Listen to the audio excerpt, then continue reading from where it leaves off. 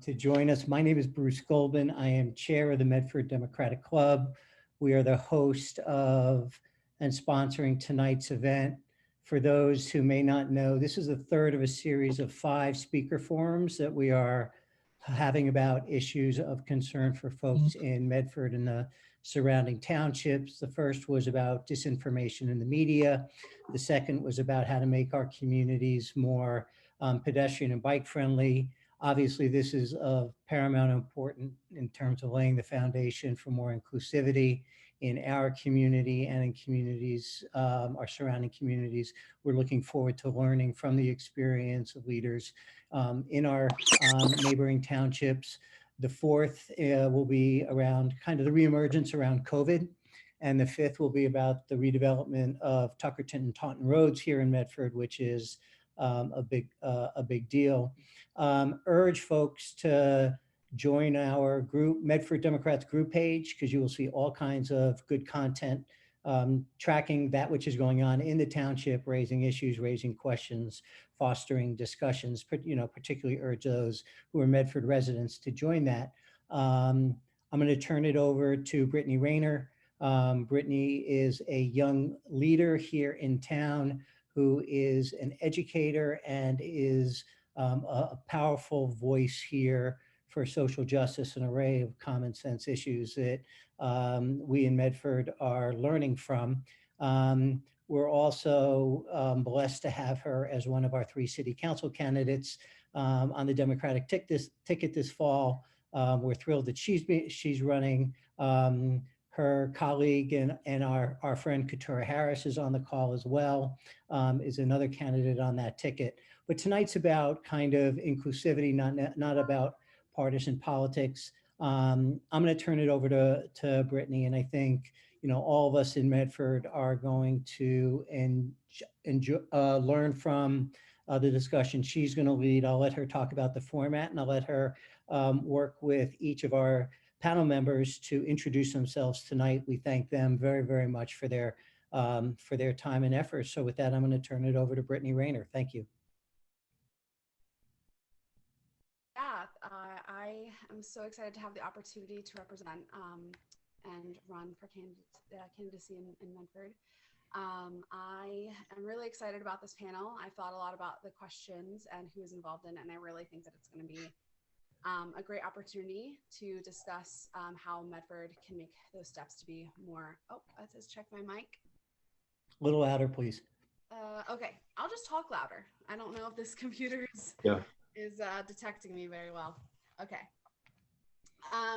Is that a little bit better? Yeah. Okay. Yeah, so I'm really excited to get the panel started. Basically how it's going to be laid out is I'm going to be in a moderator position. I'll be posing the questions, engaging in keeping the conversation going, but we're definitely going to allow the leaders from the local area, outside of Medford and in, to really take the reins on the discussion. I think that they've had some experience in their respective towns and I really hope that we can learn from that, myself included. I'm excited to have this opportunity to run for town council. And I really hope that you look out for the new social media pages, for our campaign, for myself, Kia Katora as well. And we can make some change here in Medford. So I hope that, at the end of this, you definitely look out for us online and in our social medias. So we'll get, I didn't know if anybody else needed to speak, Bruce, before we get started. Nope. Just if you want to introduce folks and and go with it. Okay, so that's myself as the moderator, and then we also have Ms. Heather Cooper, Deputy Mayor of Evesham Township, and I believe Vice Chair of also Burlington Township, right? And we have Boaz Matlack, the South Burlington County NAACP. He is the Chairman of Criminal Justice there. We also have Tyrus Ballard. He is the first Vice President of the Southern Burlington County NAACP. And we have Shelja Torrey, is the co-founder of DEON, or the Diversity and Equal Opportunity Network.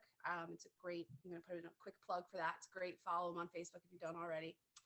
And yeah, I will pull up my notes here and we will get things started. Let's see. All right. I do ask that each panelist just again say your name and just a quick blurb as to your definition of diversity and inclusion, and why it's important in your community and in your town, leadership. So first, I'll start with Heather.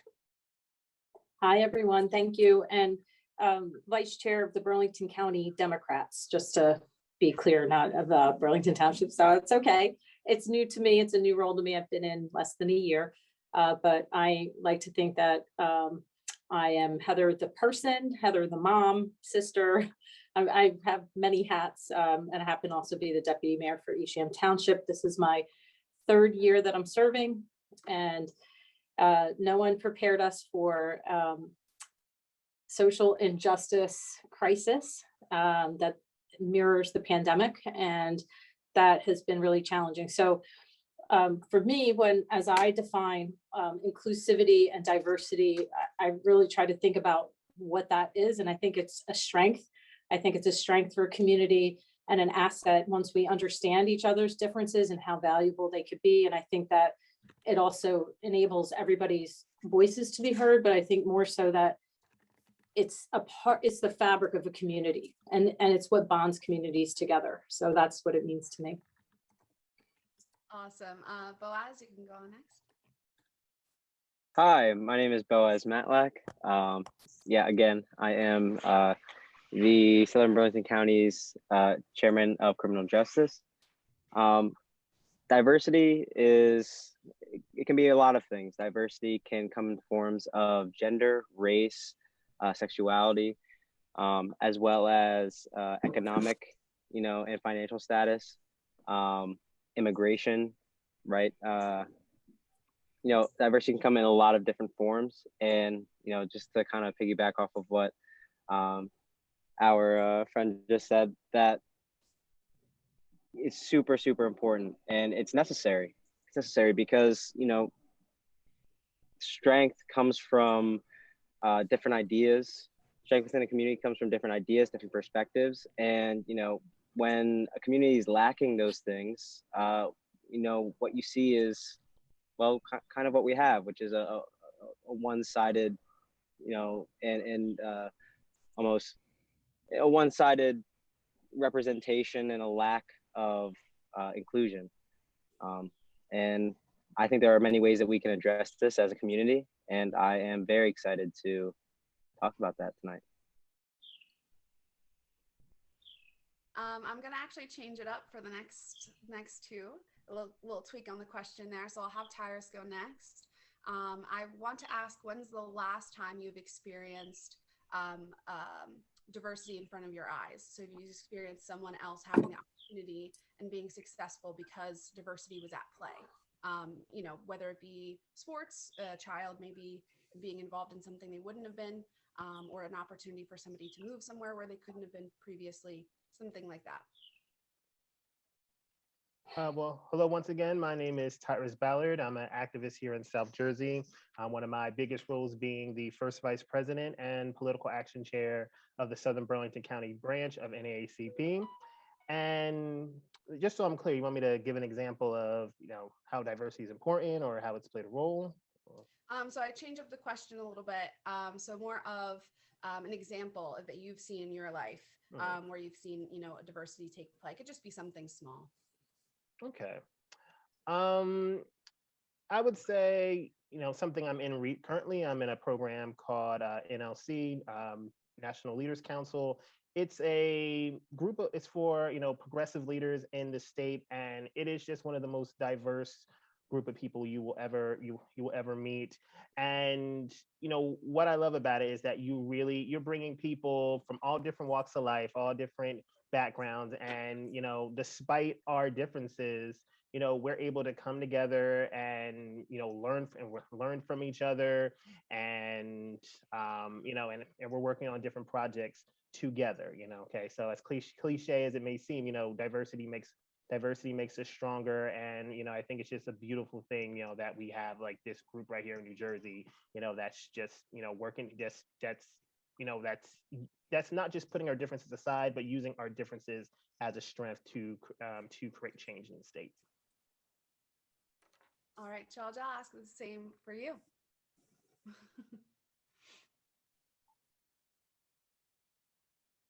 Sorry.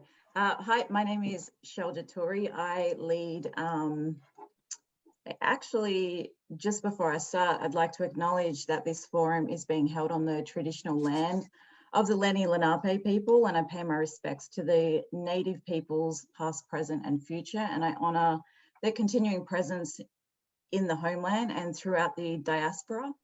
So like I said, my name is Shelja Turi. I lead a organisation called DION, the Diversity and Equal Opportunity Network. And I lead this with 5 incredible women who are also diverse. And I guess to answer your question, Brittany, if you follow our page, you will see that we have a lot of experiences of racism and a lot of experiences of discrimination and bullying.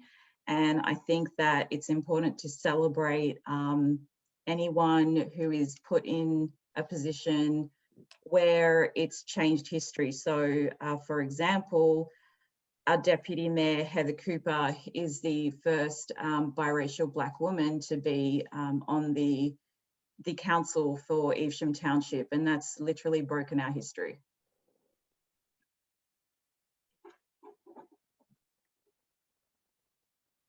Brittany, can't hear you.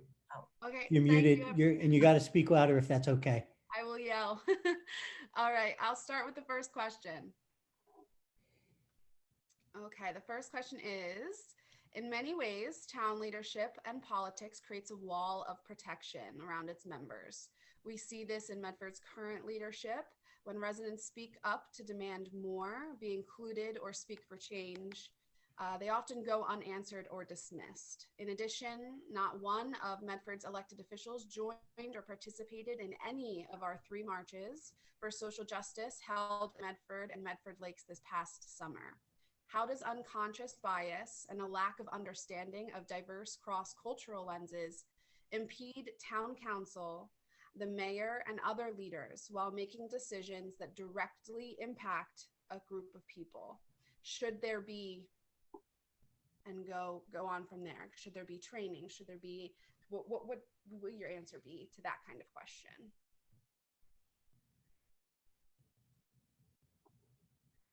Who are you directing that question towards? It's okay. The panel, whoever on the Okay. panel just wants to go for it. Okay. All right. I'll start, I guess. Well, I would say that it definitely impedes because they're essentially not doing their job if they're continuing this bias. You are an elected official. Your job is to serve the public. If you are not going to serve the public, then you should not be in public service. Okay. With what you said, I would even say it's a little bit even deeper than implicit bias, because it seems too deliberate.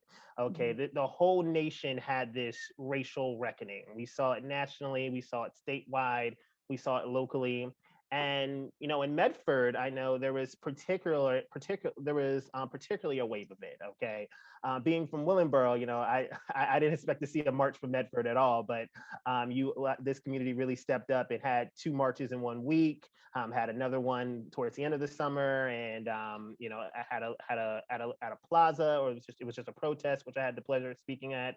There was one in Medford Lake. So racial injustice was something that people in this community took really seriously, and they completely ignored it. And there's no excuse. They couldn't say, oh, we were worried about it being violent, because there was multiple examples of peaceful protests going on in the community. Okay, a lot of which were led by Boaz, a Medford citizen. Okay, so in fact, he led a lot of them in Burlington County and South Jersey in general. So the leader of this movement is coming right from their community. So I say that it is absolutely mandatory that they learn about that they learn about the diversity and how discrimination plays a role, especially since Medford isn't that diverse of a community. And, I would add that, it's no accident that a community that's 95% white, is pushing back on this. You look at the history of suburbs, they were designed as a way to get away from Black people during the Great Migration. Okay, so like I said, this is deeper than just some implicit bias. This really has a deep history with how communities like this work. So, and they not only need, so along with this mandatory training, they really need to be held accountable for not participating because they completely dismissed their constituents and what was going on in the community. I'm glad Tyrus went before me because he can give that perspective. Excellent. I knew you had an excellent perspective. And I want to say that in my experience, when I made the commitment to serve in the public eye, that I knew that the goal of public leadership was to ensure and improve the overall welfare of people and to make sure that people felt safe. And that's every single person. Not a single person should not feel safe for one reason or another. And I think that when you take that perspective and you make sure that things that are equitable and you start to use these words, right? You say, what does it mean? And it shouldn't matter what your personal opinion or biases are. When you choose to serve the public, you serve the voice of many, and it's not your job to insert your personal opinion. In this case, for me, because of how strongly and passionate I felt and that it really struck me to the core what was happening nationally, I really pushed our mayor to do something. I felt compelled as a public leader, but as a parent, as a daughter of a Black man, that it was my duty. Like, I could not be quiet, but I will tell you in public service that there is this impression that you have to hold yourself in a certain manner and be careful what you say and how you say it. But I think when you speak with an authentic heart, and when you understand what it means to serve everyone, people who agree with you and who don't agree with you, you must speak out on certain things. It is a must. And so in terms of training, what I can tell you is that we are required to have certain ethics training as public officials. And I would behoove, New Jersey League of Municipalities or other governing bodies that they would consider the ethics training includes what it means to check your biases and remove your own views of what the greater good issue is in the public eye. So I think that takes a certain kind of person that also needs to be mentored. So it's not just, oh, you get this training. I think you need to receive mentorship and engage with other organizations that perhaps like the ADL or NAACP that can help give you a perspective and lens of every person. Because it's not just about, well, making sure we serve the most vulnerable population. We have to make sure that the people that are thriving understand how to support the most vulnerable person, and so those extremes that you have in your town of need for and people of resources, information, and helping one another, being of service to one another, it is so wide, and you have to make sure you get the bandwidth to serve everyone. So my answer to you is yes, training, what it looks like should be in the form of some type of ethics as well as mentorship from other people who have served. So I guess, throughout history as well, of the growth of cities and counties in America, there are countless stories of entire communities who were negatively impacted, affected by local government decisions, and yet were never included in the conversations and planning about the neighborhoods. As a result, many people were displaced, lost full value of their properties, and they've suffered loss. And in turn, this creates a lack of trust with local government. In some instances, promises made to those displaced communities were not and still have not been kept. So this type of history has opened the door for many citizens to not only, not trust their government. Some instances, it's true that local government has been influenced by business community and real estate developers. There may have been times that businesses were proposing fruitful ideas, and strategies that the city or the county may really have needed for growth and to manage the region. So when I often talk to elected officials, public safety, law enforcement, and anyone else in a position of power, I often give them the perspective from the community. So it's not just to serve kind of basically what Heather and Tyrus were saying, that it's about serving an entire community and not just towards a group of people, whether they voted for you or not. It's beyond that. It's also, it's probably even more important for elected officials to be open to the people that do share different ideas, because listening and respectfully discussing the concerns that are being put forward, it brings in a new idea, and it's collaboration with building bridges in the community, especially when you're seeing divide across the country. And in terms of, I guess, implicit bias training, for someone that's never been exposed to that sort of training, it can, you would hope that at the very least that they are becoming aware of and understanding how their own implicit, like their own unconscious bias is impacting their judgment and their decision making. And you would hope that that's going to, expand that skill set. Society is going to continue to change, and therefore the needs of a community are too. And we understand that through science and research. Communication skills and active listening skills are essential. And doing something like implicit bias is just only going to enhance a person's skills in that regard.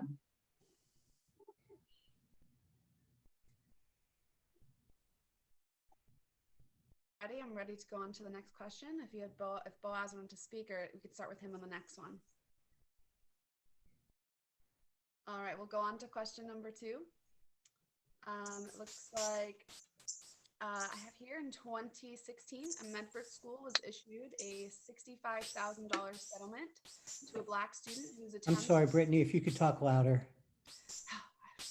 I'm so not used to yelling into my screen.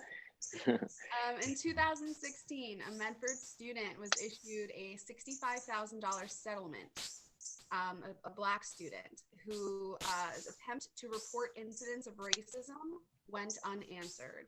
While he was there to get an education, he was called things like the N-word, harassed by white students who wore Confederate flag t-shirts to school to harass him, and told racist jokes. For some families in Medford, their everyday spaces have often been majority white and middle to upper class, both of which can be used to capitalize on the opportunity to use their race as a means of superiority.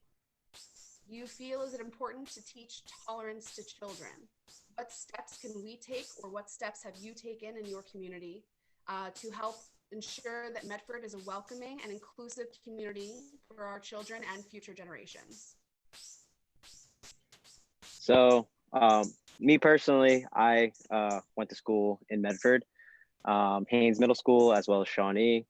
And I too experienced harassment, derogatory terms, racial slurs, on all levels, even sometimes from teachers and people who I was supposed to look up to.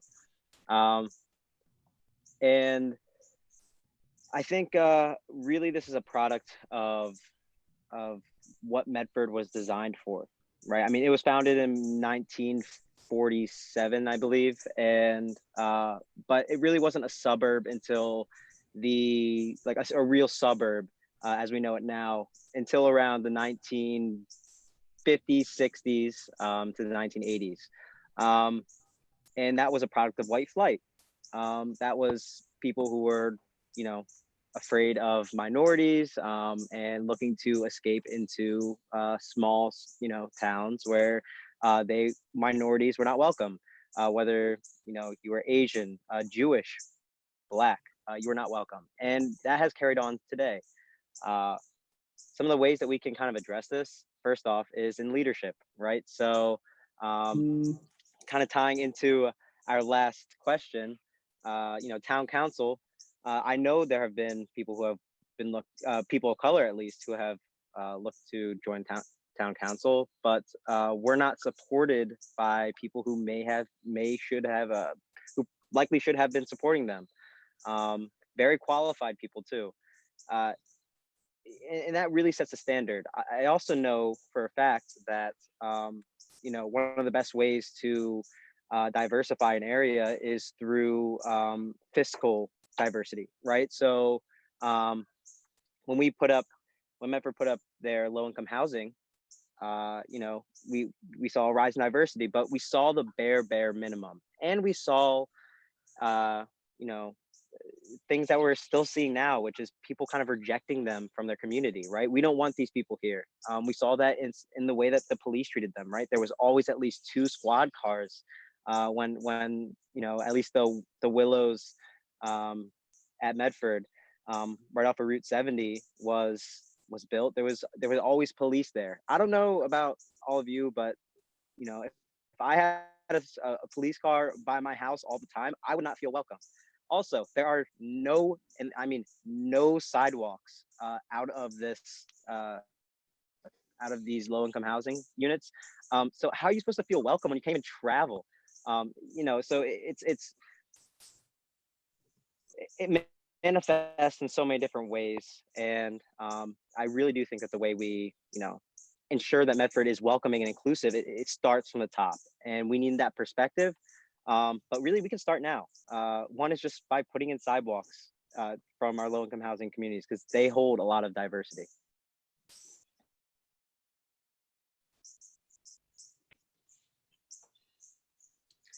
I'll go. So one of the most immediate things that we did was we looked around. We wanted to build an advisory council in Esham, and so we understood that advisory councils give opportunity for people to engage and their voices to be heard, to have the uncomfortable conversations where it's a safe place to disagree, agree, educate, and celebrate our strengths and our differences. And so when people are actually contributing to something like human rights, we felt that encompassed all areas. And we didn't want to build just another random diversity task force, just so we said we did it and then we did nothing with it. So we wanted it to be meaningful.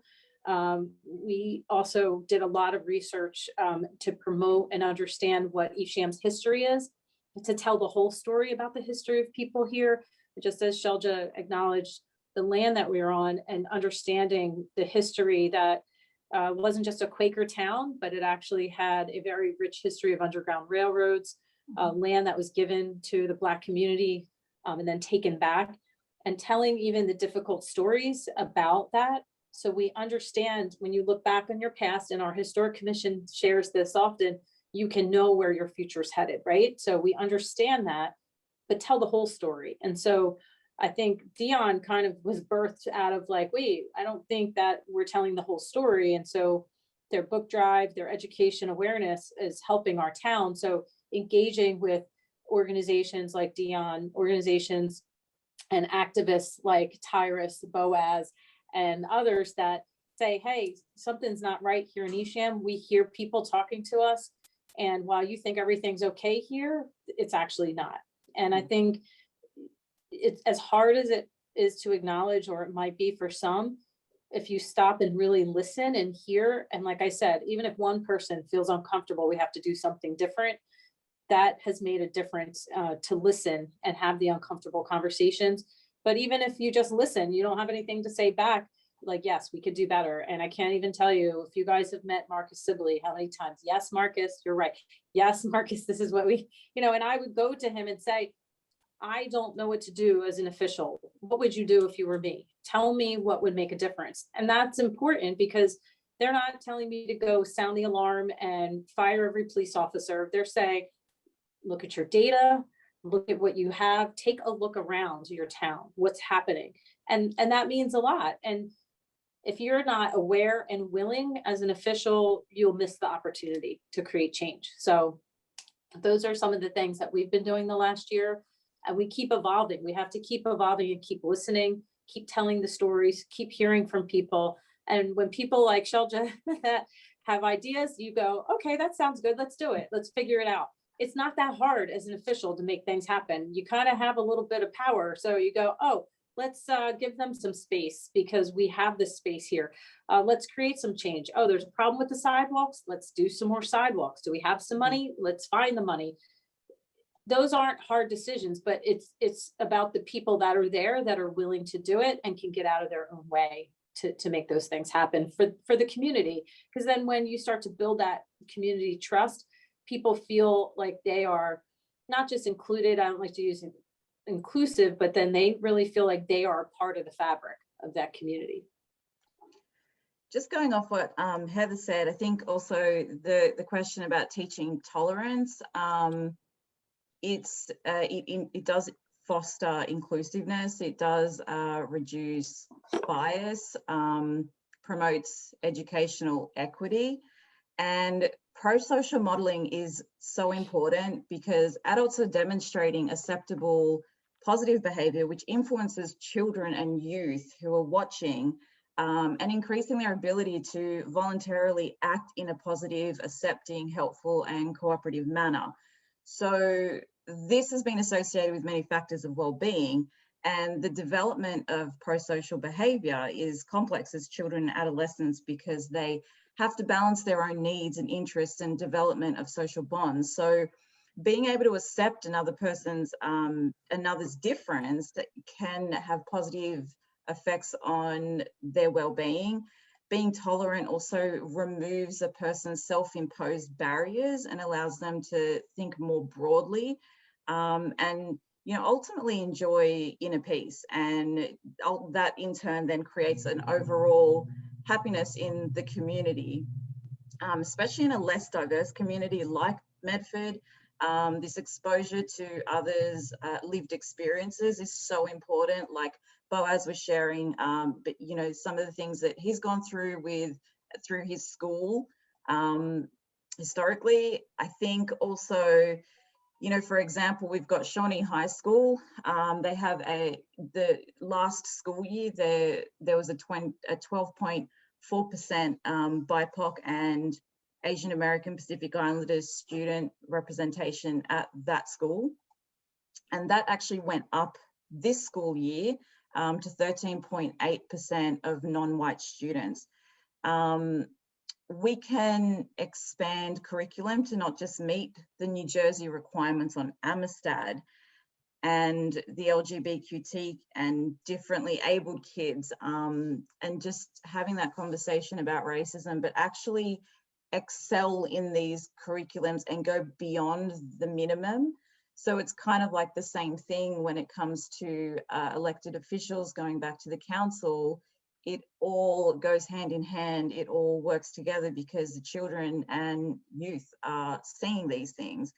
So something that Dion is doing is how we're addressing it is by helping these children and young people have a voice, by providing a platform to share their experiences, where we have a Google form and they fill out their experience of, or even if they've witnessed something that's incredibly discriminatory, like racism, bullying. And the reason that we're doing this, it's because it throws out the denial factor that we don't have an issue within our school district, despite ticking all the NJ standard boxes. And it also creates a sense of community for these young people. They're our future leaders. It makes them feel less alone. It makes them feel supported, that they have the community. It's really, really crucial for their development to feel seen and be heard. It's discouraging and disheartening when they're being told that their issue is not important. And so it's sending the wrong message. So it encourages addressing the issues, which ultimately we hope will lead to change. Brittany, there's some questions in the chat. I don't know, you want me to answer them or? Yeah, definitely go for it. I'm just looking at these right now. It says, how do you motivate elected officials to participate in change? They prefer the way they believe that might be very non-inclusive. What sparks are needed to trigger the change? I think it goes hand in hand with the second question that Sharon Roth asked, that how do you start one without like having your council support it? Uh, I think any local community group can be formed and advise your town council that's supposed to represent you, even if it's not advisory to them, because I see you all doing it. You just show up at the meeting and say, this is who we are. This is what's important to us. You write them letters, you write op-eds, things like that. But I think that perhaps maybe what I would do to spark an interest in a group that doesn't represent me necessarily is I would show up to the meetings and I would make statements or ask hard questions. But I think what I've understand how to spark change in just everyday people that may not understand what is this diversity, or it's not real popular to be the older Black guy or the older white guy right now because we're older, or it's not really popular to be this person over here because I'm this label. You know, we start putting these labels on people. And so whatever is important to someone, they are going to make their decision from that, right? Whether it's their own bias or their own passion, their own culture. So I'll use in our town, the Sons of Italy. It's a big deal here. We have a very large Italian community and we want to embrace their culture. So we know that's important to them, but we're going to share some cross-culture information with them. We're not just going to say, oh, we want you to embrace Black culture. That's not what this is about. This is about embracing differences in people. And so if there's some culture idea or event you want to share with us, we're going to exchange that celebration. We're going to do cultural expos. We're going to create awarenesses. We want to educate each other. Let's learn about each other. And that's what starts the conversation. So I say continue to press on your elected officials, email them, ask to meet with them, ask to meet with the township employees to say, I want to have a conversation. I make demands and I don't see you all doing that, but just asking the hard questions over and over. Persistence, I think, is key, advocacy. And anytime you rally a small group of citizens, you'll create change. You don't need your town officials to do it, really. Believe it or not. How about that? You don't really need me. And I'm kind of, I'm having a love fest with Sheldra, but I will say, like, Dion has really been a role model. The NAACP, who's also here, one of the longest standing organizations that creates change. Look to see, again, looking back, what helped create the change, and then try that, do that. Getting young folks involved. There's kids that are in the school system. To start with the principal, the local teacher that cares, that gives a crap about change. But I think really just fundamentally for people in general, you have to find what sparks them and find your way to align yourself. We can't always fight each other because we won't get anything done. So. Yeah, I agree. And I think this ties into that second question very well. First of all, it's about having that community. Okay. With the situation where that young man, he got a settlement, if there was a Black Student Union or a multicultural, some type of organization like that, they could have worked together and maybe stopped it from getting to a worst case scenario. So many times people are reactive, they're not proactive. Okay. So they don't, things get to these points where, okay, we're having a $600,000 settlement. You're seeing somebody, getting choked out. Okay. So it's just about building that community and letting them know that they're there, and just holding your elected officials or just who's ever in charge, accountable. So in terms of a school, that means probably going to the school board, okay, and addressing these issues and having them formulate change. Take it to the top. Maybe there should be a rule that well, I don't know how it would affect free speech laws, but there should be a push to not allow people to wear a Confederate flag T-shirt into a school, because that's clearly a symbol of racism. Okay, and like other people are saying, hold your elected officials accountable. Okay, sometimes that requires being a bit assertive. Okay, I'm not saying you have to curse or yell at them, but if they're doing something wrong, it's okay to tell them, hey, this is messed up. You need to fix this. And if they don't, well, then you always have organizations like Dion and NAACP and other organizations you can band together with. Sometimes it takes that little bit of work, it takes that little bit of push, but change is when really happens when different people, band together and, just hold people's feet to the fire, and that's what made so much of those 2020 protests so successful. Okay, the Breonna Taylor law that was passed because you had protesters holding people's feet to the fire. You saw, you saw accountability in the Derek Chauvin trial because you had so many people holding the system accountable. Okay, so I always say, just keep community in mind, band together, even if, even in a community where, you might feel outnumbered, such as in Medford, change is still possible. Like I always say, activism is a small community of people. All right. It's a lot of work, but it's the work of a few. So, even if you are the minority, it's worth that fight.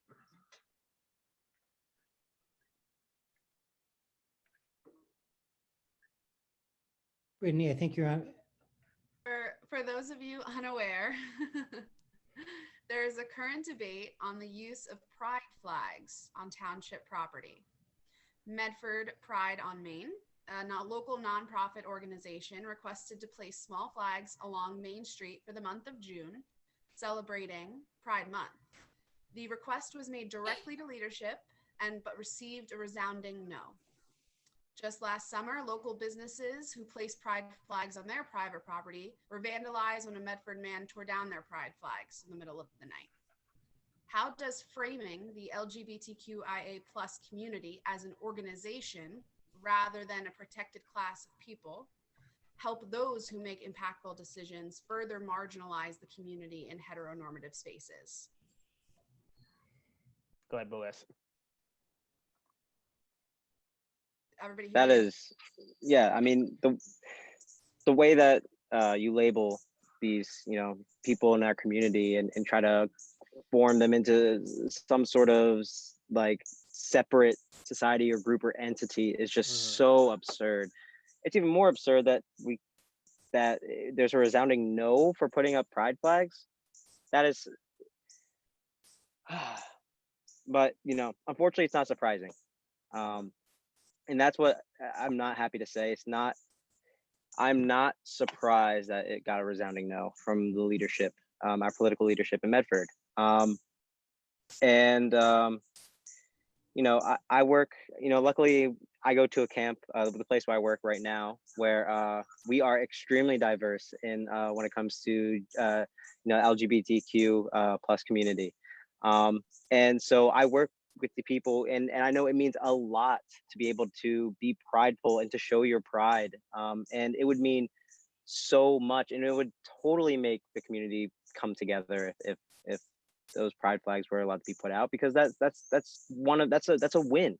It might seem like a small win for those individuals who maybe do not feel like they're a part of that community, but it's a win. And it's I'm ashamed that the town I live in, I'm very ashamed that the town I live in said no to something like that. So that gross. Yeah. Yeah, Medford leadership has some audacity with that decision, because that's discrimination, plain and simple. Okay, they may have not called them a slur. They may not have, done anything blatantly. Well, it's pretty blatantly derogatory, but that's discrimination. You're telling a demographic of people that they're an organization. That is ridiculous. That is out of touch. That is outdated. That is not even outdated. That literally just makes no sense. And so that's where that accountability comes in. If I was in Medford, I would go to them and say, what on earth are you guys doing? That is discrimination. That is homophobic. That's transphobic. For you to try and label them as something else. Okay. And that is how bigotry works nowadays. Okay. You don't see the white only signs. You don't see the no blacks allowed signs. You see it in these very subtle, indirect ways. Okay. And those are the forms of bigotry you have to pay attention to the most. Okay. Because that is what racism, that's what bigotry looks like. That's what it looks like nowadays. And yeah, that's a deep one. Because so I'll leave it like that. Brittany, I was going to comment. So I'll tell you our experience. We had a banner, and that was a big deal. You know, the former council let a banner go up, but where they put it was very interesting. It wasn't going to go in the center of town. It was going to go kind of off to the side. When we were approached to do a flag at our community center, the mayor got calls and emails from the church parish that she's affiliated with, and was like, how could you? Shame on you. Shame on you. I thought you were a good Catholic girl. Now, the mayor is a longtime Evesham resident her whole life. And so I think what we had to really think about was that what is our role in that when you let one organization, if you're going to call it an organization, present what's important to them, you have to let everyone. And that's how we were advised. And we said, okay, we're going to lean into it. And what happened was that what our message became, and I feel this way to today, is that the role of government is not for me to decide what's right and what the public should believe and support. My role in government is to make sure every single voice is heard and embraced and supported and celebrated. And so whatever my personal views are about a pride flag is not for me to govern. Just as in terms of what we regulate as government, we need to be very careful, because to Tyra's point, it's censorship, it's discrimination. And so we have to be careful. And they say, well, what if, you know, the KKK comes in and wants to fly their flag? I'm pretty sure they're not going to come and ask government for that. I'm pretty sure. So my personal views cannot always come into play as an official. It is what, again, I always ask myself what the greater good question is. What does the greater good, what does everyone's voice need? And I challenge you guys to ask your officials that question and to say, why, like, are you using your personal beliefs, or are you addressing the greater good? And then further, what we were asked is, do we have a policy? Is there an ordinance that says no flags can be hung of anything? And they probably don't. So if they don't have something in play that gives you guidelines, then challenge them to create them, because then they would on paper have to segregate or discriminate, which they probably wouldn't. So just kind of, you know, throwing that out there, that'd be my approach. And that's based on how we were challenged as officials. And so we leaned into it and embraced it. I mean, it was just embracing culture. When people feel included, they're going to take care of their community, and we're going to take care of each other.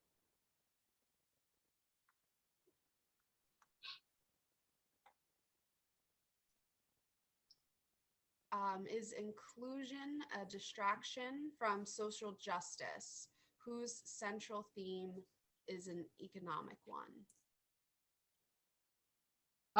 It's certainly not a distraction. Inclusion, I think inclusion is a huge aspect of social justice. I do think that, however, we do have to have some discernment, because sometimes I feel when you have these messages of unity and solidarity, you get a situation where people can sometimes are overlooked. Okay, you know, people always talk about, okay, we need to unite, we need to have solidarity, but certain people you don't want to unite with. Okay, for example, I'm not going to unite with somebody waving a Confederate flag. You are waving a symbol of hate. You are telling me, hey, I don't matter, I'm not worthy. Okay, so inclusion is very important, but you know, there's a, what's she say? There was a quote from one of Dr. King's children. She said that diversity, what is it? She said, tolerance does not equal acceptance, diversity does not equal inclusion, and diversity does not equal equity, and inclusion does not equal respect.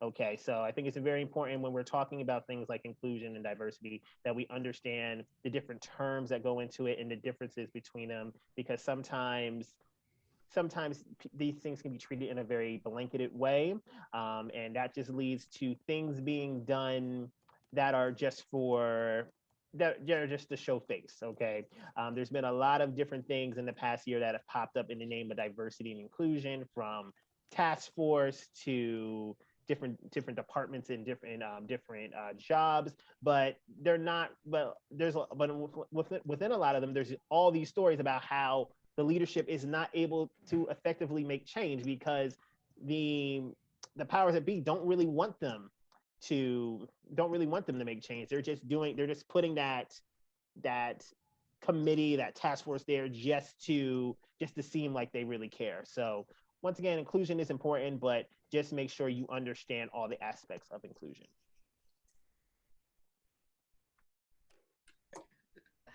I guess it's a good lead into our next question, which I'm really excited to hear all of your answers about.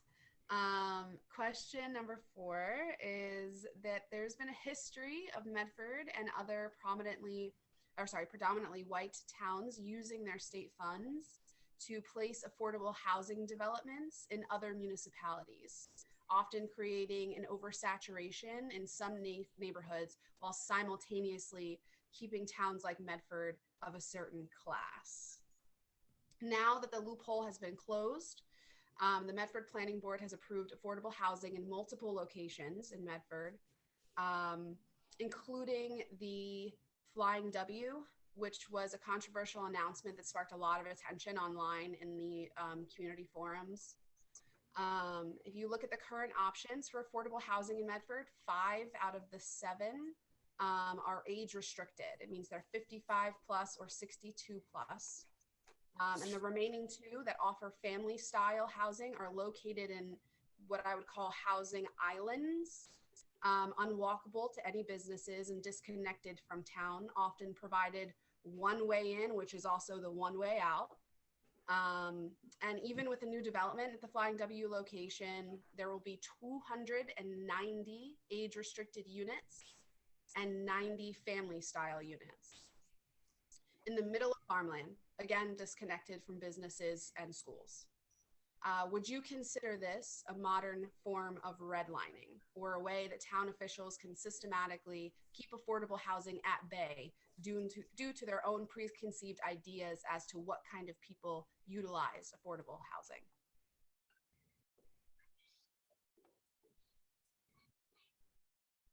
Well, I don't know if it technically classifies as redlining, but it certainly is a huge form of discrimination.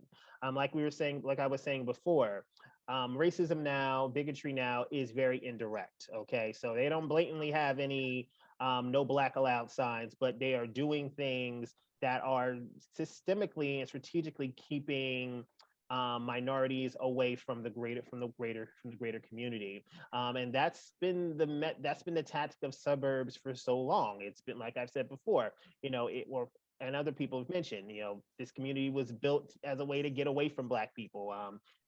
Medford got a lot of its citizens during the periods of white flight. Okay, so Boaz touched on this earlier. There needs to be a fight to, have more sidewalks. There needs to be done, maybe for public transportation, to make things more accessible. Okay. What they did was put something there just to say, oh, well, hey, we did something, we got the diversity, maybe the percentages go up a little bit, but overall it is a farce, and it's not really making change. Okay, especially when you do have those 2 squad cars there all the time. Okay, so they're not really being included in this community. Okay, they just did the very bare minimum, or maybe even below the bare minimum, just to get people off their back, and it's disturbing. So thinking of the definition of redlining, I don't know if it technically would go into that, because redlining was more had to do with who to give loans to and what communities not to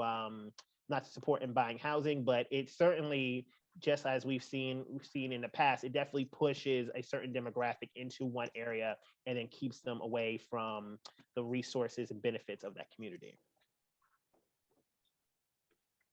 I did want to mention that I did add redlining. I don't know if you're aware, but if you try to purchase one of the affordable homes rather than rent, you can only do that because for the age restricted ones, that is.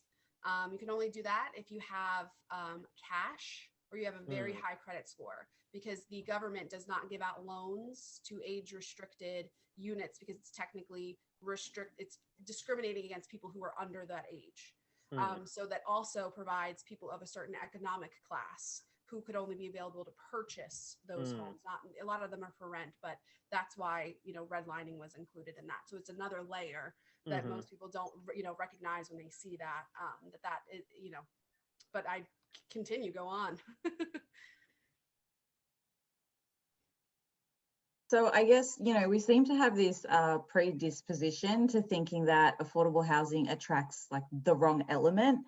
Quite frankly, we just, as a community, as people, need to get over this. Many of the families, there are essential workers that have helped us get through this pandemic, for example, single parent households or families that have experienced job loss, death in the family. And if you look at an example, rent at Stevens Rise, they are $1,300 to $1,500 a month for a 2 to 3 bedroom apartment. And this is more than a mortgage and taxes on many people's homes for a family struggling to make ends meet. And you know, we need to provide better, lower costs, alternatives. And even if units are built in a housing island, there needs to be greater community outreach. So kind of like what Boaz is saying with like having the sidewalks, there also needs to be access to transportation to go shopping. Local businesses can, you know, coming together, community sports programs can reaching out to kids in this community. I think also the township police can initiate activities with children that live in the community policing programs. Schools can offer information and programs, and the alternative is sometimes to put affordable housing with higher end buildings that are closer to town. But you know, that doesn't always work either. I do have a follow-up question to this main question is, how does keeping units age restricted furthering the gap between seniors in our community and our families?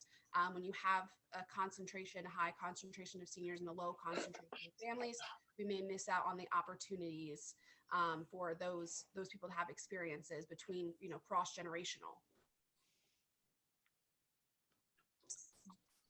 Do you think we could benefit, I guess Shelja just mentioned it, do you think we can benefit from community centers within those low income or affordable housing?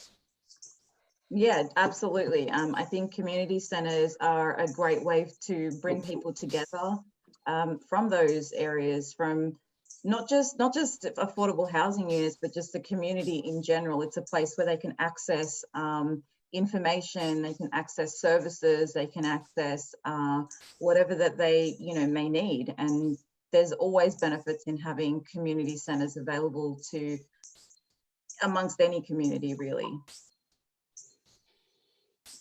Brittany, my comments were just that in Esham, we had to satisfy our fair share housing, and that was laid out in our town prior to our administration coming in. And so in the last 2 years, we've had to watch and move things that were already in motion. We couldn't dial back development. So 600 and some units went up on Route 70, as you guys all see, as you come out of Medford probably each day, as well as a few areas that were planted in the corners of the town. I'll just say like that, were 30 square miles. And so what always, as an advocate, somebody who has worked tirelessly for 30 years for people who experience disabilities of all ages, you know, and people who want to age in place, it's saddening to watch and know what happens. Somebody who retires and wants to stay in New Jersey and can't pay the high taxes, might want to move into an apartment that's affordable. My father is somebody, he lives in Mount Laurel. He's experiencing that right now. He wants to sell his home and live in an apartment. And the affordable housing options for him are in what would be considered dangerous parts of Mount Laurel, right? And so we know Mount Laurel has some areas maybe that aren't well taken care of in the neighborhood. And so his choices are very limited. And in the same town he wants to stay in. And it's frightening to know that you have the power as an official to be able to, redlining is a strong word, but you can basically box out areas of your town where you want things. That's happening now with cannabis as well, in terms of, as a council, you could zone and decide where you want something. And so I encourage people to be a part of zoning and planning boards if you can, because how something is varianced, or how something is zoned, is determined by these boards, and then policies created through the council. So it could be perceived, but they could mask it in, well, we need to satisfy this particular group of people has a need for housing. Well, where's your data? How do you know? How do you know that the aging in place population of people want this affordable type of housing? And sorry to say, 55 and older should also be able to serve people who experience disability, because that is what the law says when it comes to fair share. So we have to keep educating ourselves as residents if we want to advocate for affordable housing to be equitable across the town. There is an area in our town called MEND, and it is specific for people who have mental or physical or intellectual disabilities. And they're all right on the very edge, backed up to Mount Laurel. And so their access to public transportation, stores, libraries are not there. It doesn't exist.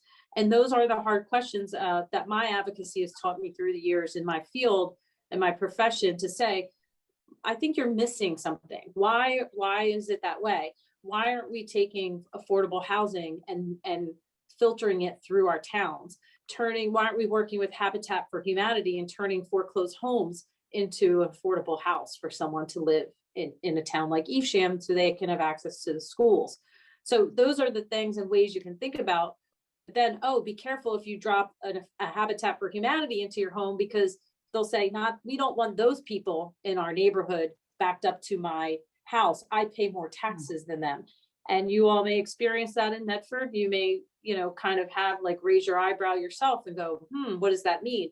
But I will say, if you research, you do your education, most people who access affordable housing are people who experience disabilities, veterans, seniors, single moms, people who pay their rent more on time than the average citizen pays their taxes on time. Just saying. So we have to dispel what that means when we use terms like Section 8, which is not really a term to use about housing.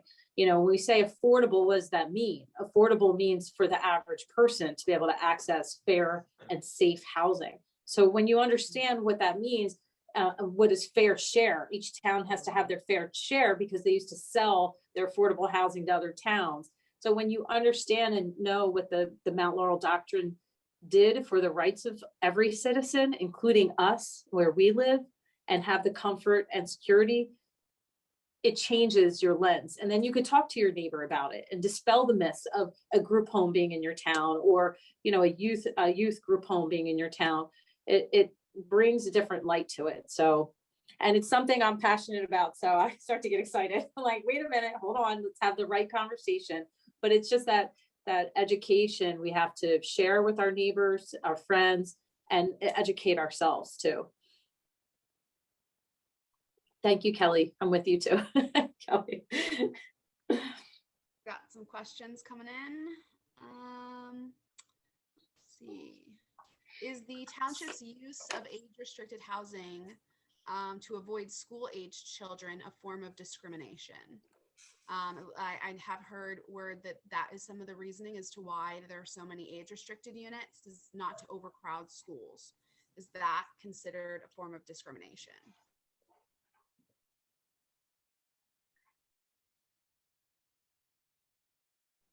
It certainly could be. If they're doing it, very deliberate, if they're doing it very deliberately to keep, if people in Medford are doing that very deliberately to keep their kids away from, low income students, it's definitely a form of discrimination. And when we look at a lot of these fair share like when people do problematic things when it comes to fair share housing, a lot of times it is them, building a 55 and up community. Okay, so there is definitely this pattern of using that using that demographic of people, as a not so blatant way of keeping diversity out. It's you have to, I think, for things such as that, you really have to pay attention to patterns, and recognizing that there's always some excuse for why you can't get whatever demographic you don't want in your community there. So just based off of what I know, I can't say that for sure, but I can say that there definitely is a pattern of using more seasoned individuals, as a guise for as a guise for not providing that affordable housing. All right. Looks like we have another question. Says, how do folks living in the current communities of high density housing feel about Medford and lending their voices to the subject we are discussing? Ooh, may I? Yeah. So I've spoken to, I have friends who live in, the more densely populated housing, or low income housing, if you would. And, it seems like they, as far as joining in this conversation, they're busy individuals. They are working very hard to support them, their families, their kids. And so, doing the research, going through the process, the steps, sparking these conversations, it's just, it kind of falls by the wayside because, you're living your life and, this is the standard, right? I mean, it's happening in Medford, it happens all over the country. It's just kind of the way of life. Now I just got to get through it. And what I'm focusing on now is taking care of my family. So, from the conversations conversations with people I've spoken to, seems to me that they're just looking to live their life, and they don't necessarily have the time to really put a lot of push towards their elected leaders, and the thing is that this isn't a problem that is created through a lack of interest, right? Like Tyra said earlier, this isn't, lack of diversity isn't an accident. There are things that are and have been continuously pushed, and there are things that have been prevented in order to keep diversity from Medford, diversity in all forms. So I think expecting the victims of some of Medford's worst qualities to say, hey, you should put more time into making things better for yourself, I think is something that we should avoid asking those people to do. I think it's something that let's say like the Medford Democrats could look towards doing, and I would love to work with them to do that. I mean, just simply having this conversation now is really the first step, getting that conversation going and then going from there. So, I would like to work for those people, but at the same time, I'm also a student. I'm about to go back to school. I'm working a full-time job right now. I'm living at the place I work. I work 9 to 5, 40-hour week.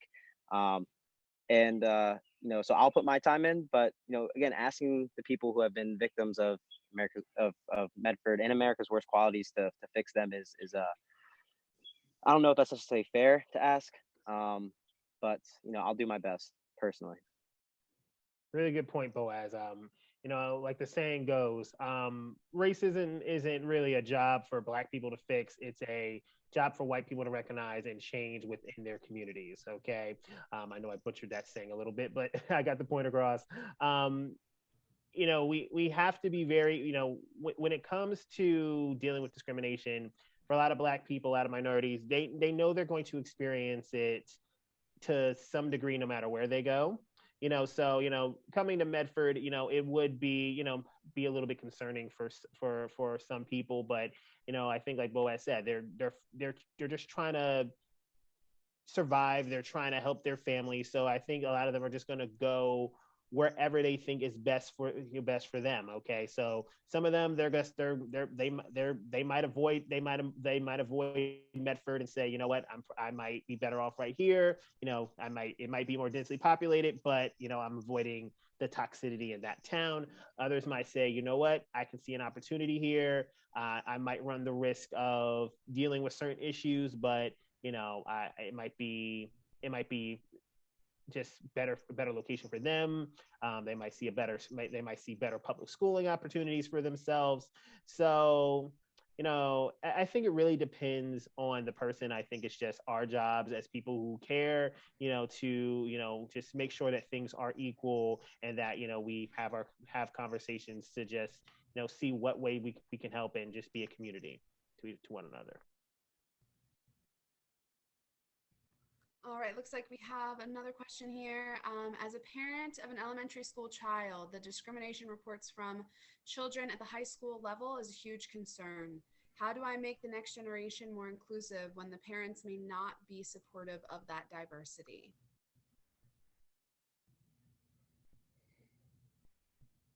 May I? Go for it. Join Dion. join Dion now and get you know, because that is a huge concern, right? I mean, Yeah. One of the huge attractions for just this general area or the Lenape Regional High School District is that it's talked about as a really, really great school, right? A really great education. But when you look a little bit closer, and in my experience, great education for who? You know, and largely it's not necessarily a great environment for people of color. And, you know, I think we should all be concerned. And Dion is, you know, and Shelja is definitely taking steps to confront that. Thanks, Boaz. Yeah, absolutely. It does. It comes back down to education. And it's the simplest things like doing a land acknowledgement like I did at the start when I first started speaking. That is opening up that curiosity about Indigenous community. It's opening up the curiosity and discussion for children to go home and speak to their parents about that as well. Today I learned this at school, and you know, looking into things together and understanding it, it's so important. And they're the smallest things that can change, and it doesn't require money. It's simply just implementing something like that into the school. Another thing is, I know Heather briefly talked about the book drive that we're doing. So one of the issues that we know as parents, students, alumni is the representation in the school library is not there. There's that was an issue. So we know that the school has experienced budget cuts. We are aware of that. So what can we do to help that? Well, we started a book drive, and this book drive was running for 3 months. It ends on the 21st of June. And we've basically called on the community to, hey, we've put together this wish list on Amazon, and we would like you to either pick a book or two and send it over. And even if you don't want to do it through Amazon, you can purchase it from wherever you wish to and drop it into our Dropbox, which is at a central location at the Municipal Building. And what we're doing here is we're letting these children go to school and open up these books and be exposed to people of color and children who are people of color. And I see this in my own son is, wow, this person looks like me. And watching that reaction of, that's you and that's me, and pointing out who these people are in their family in a book makes such a huge impact. Shelja, by the way, the box is full. You should probably come pick up some of those. I'll be on that tomorrow. Thank you. I was going to comment just real quickly, Brittany, as a parent, some of my story includes probably why I got involved in government, is that with my own school, they did a colonial day and just were not embracing the whole stories, as I've said. And so as a mom and a parent, I just brought information in to educate the teacher and the principal and said, this is what I teach my kids at home. They need to know their history, and I would appreciate if you would consider telling the whole story. The woman said, I never had to think about that. And I said, well, look around all the kids in your classroom. You have United Nations in here. How did you not think about it? But I went easy because I had to, help her understand, and just said it's important that my son can identify with his history. And she, recognized that. Did they create a huge change? Not really. So just being present in like what your culture is and your child embracing that and being okay. And that's what I have to teach, my boys who are 14 and 10 to do that. And whether it's, how they wear their hair and somebody asks them about the texture of their hair or the clothes they wear, whatever that is, or say, oh, you're so articulate, like he's not supposed to be, like just, and then him speaking back and asking, saying, what do you mean by that? What does that mean? So that's what I try to teach them, besides like being respectful of women. Let's not label people. And what's really interesting, my middle schooler talks about the number of transgender children in his school and how he's being, he wants to be respectful towards what they want. And he's like, who cares, mom, what they're choosing? Let them choose it because they might change their mind. And that really struck me because that I did not teach him. Like he understood that, but the values I'm teaching him and everything else, he transferred to that topic and that issue. So I think as parents, if we're just teaching those values at home, they might have a bumpy ride, but eventually I think as they get into the world, it levels out. So what we teach them through these school years is what we just can give them. And it comes back, comes back, their great grandmother taught them some things that I was like, I don't know if I would teach them that, but like, that was her values at 95. And I respect that. And she's not here anymore, but they don't forget those things too. So you just take a little bit from everybody and bring it into the school, Sorry, if I may jump back in. You brought up so many great points, but I also wanted to address Shantae's message in the chat.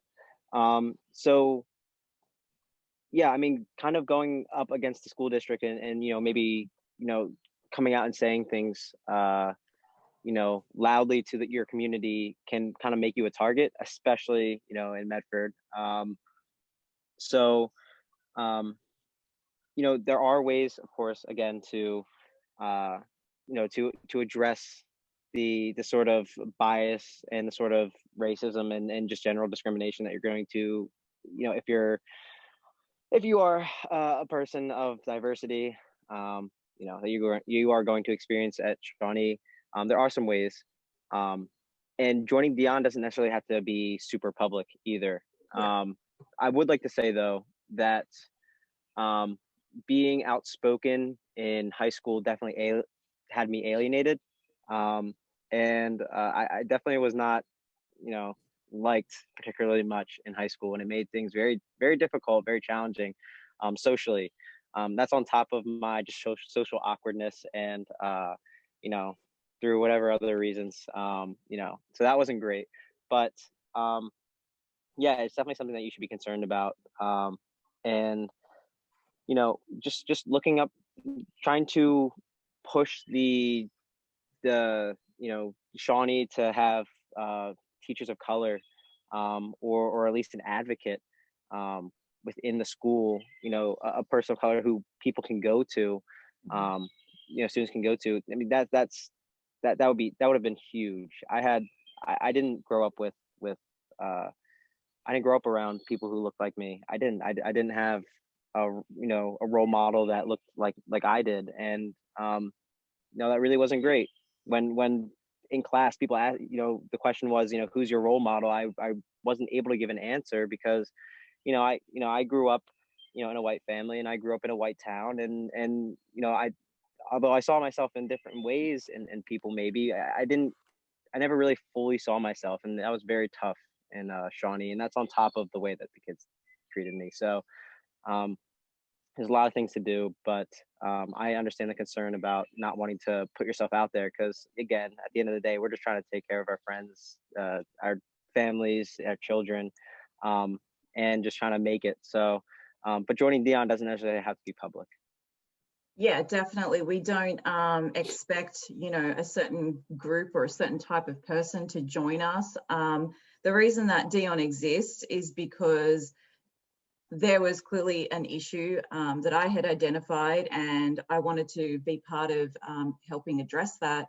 And I understand that there's fear that, people are concerned about becoming targets in the community. And so when people came and spoke to me and disclosed some of the things that either they had experienced or that their children had experienced, it was really important to help be their voice. And they have been incredibly grateful for that, because it doesn't necessarily affect, like Boaz is saying, identifying who they are, along sort of like what we're doing with these sharing the experiences. It's not necessarily identifying who the person is, but it's giving them a voice, and it's giving them a platform where they're being heard, and these issues are being addressed on a bigger level, where people have actually come together, like-minded people, and working. There's large amounts of work going on behind the scenes to have these conversations with the right people, and asking for accountability, and asking for their, not just their opinion, but also asking for the changes, and not just pointing out everything that they're doing wrong, but we're also working with them to try and give solutions. So we are, like, for example, working with Evesham Township School District, and they've been very receptive, and they've been, they understand that there is potentially some issues here, and they want to work with Dion because they want to make their environment more inclusive. We are hoping that Lenape Regional High School District does the same thing.